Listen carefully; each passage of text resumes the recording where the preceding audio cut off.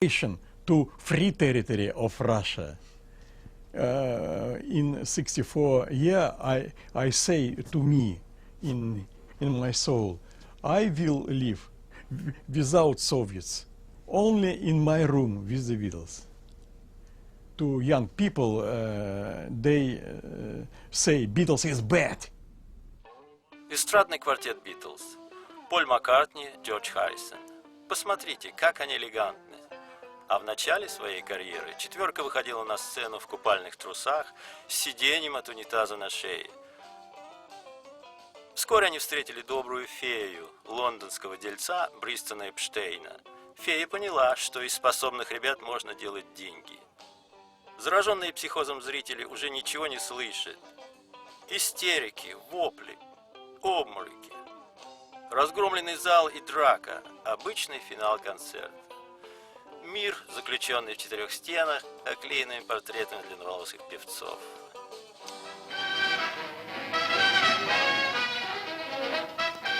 Танцуйте, ребята, танцуйте. Это хороший, веселый танец. Танцуйте и не смотрите по сторонам. Вам до этого нет никакого дела. Валяйте, ребята, валяйте погромче, погорячее. Вам ни до кого нет дела. Fans in search of Beatles music faced serious threats from the Soviet state. Going to the black markets, it was real danger, because if you were caught, and you could be caught every time you are there, because they organized special militia operations, trying to catch people, those who sold and those who bought. And if you were caught with the discs, it automatically meant that you were thrown out from the university. And that is why tape recorders played so important role. You went to the black market together with your friends and you decided, okay, I will buy this disc, you will buy this, you will buy this, then we exchange and we will record it from player to the tape recorder. This is how it worked. And Soviets can do nothing, and it was great.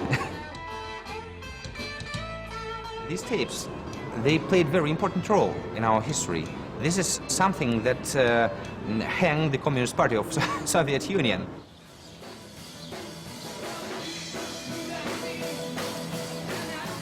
Near the center of Kiev, I came upon unexpected evidence of the Beatles' legacy.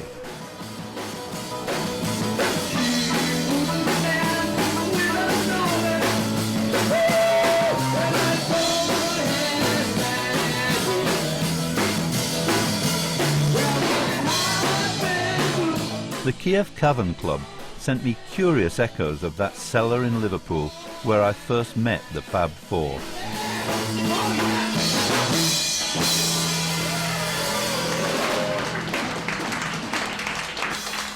I started this place because I love the Beatles, and I did it mostly for fun. When I started, I think that most of customer will be person over the 40, 50 years. And I make a mistake. A lot of young men come in here and listen to the music. They know all these words of Beatles song. So, a lot of people. Rover Katzman told me he actually got the idea for his club after seeing that little film I made in Liverpool. He was only able to open this place after the collapse of communism, and he has his own stories of the long years when the Beatles were taboo in the Soviet Union. It was not permitted, it was illegal. There is no Beatles records in the store. Information about Beatles was closed. It was something of different world. I was arrested sometime by Ukrainian, Russian police. They cut my hair, take me along. I don't care. I love Beatles. It was illegal.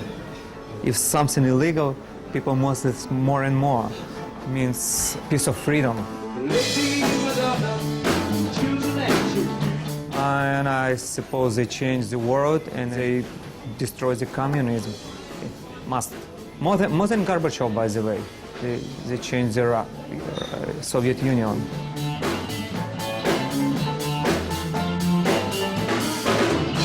When my mother and father listened at first time Beatles music, they don't like it because I hear it in maximum volume, and it was very strange for them. They born in before revolution, the product of Russia, the product of communism. They told me, don't listen to this music, teach the mathematics. So that's why I wrote this word on the wall. And I told to my mother, look at John, look at Paul. He was a poor boy, and they became a millionaire. So, and my mother listens music of Beatles right now, and she like it. Everything changing. For Beatles superfan Kolya Vasin in St. Petersburg, this is a big day, John Lennon's birthday. For more than 30 years now, Kolya and his friends have staged musical celebrations for each of the Beatles' birthdays. For us, that's like native music, native. That's our music. John Lennon is a Russian man for us. Over almost 4 decades, Kolya Vasin has paid the price of his obsession with the Beatles in his battles with hostile authorities. Денис, а ты вчера еду-то положил в холодильник? Вот в 60-е годы мы говорили, или мне говорили, точнее, не высовывайся. То есть не лезь туда, куда нельзя лезть. Иначе тебе дадут по голове, иначе тебя остановят, и у тебя будут неприятности. И когда я высовывался, то есть когда я ходил, допустим, на концерты, когда я сам устраивал концерты, когда мы шустрили на черном рынке, это все было опасно. Это все действительно было опасно. Painted my friend. Свободы. Они боялись свободы. Iron Curtain was after Beatles like забор с дырками стал. Вот в чем фокус. И мы дышали этим воздухом через этот забор.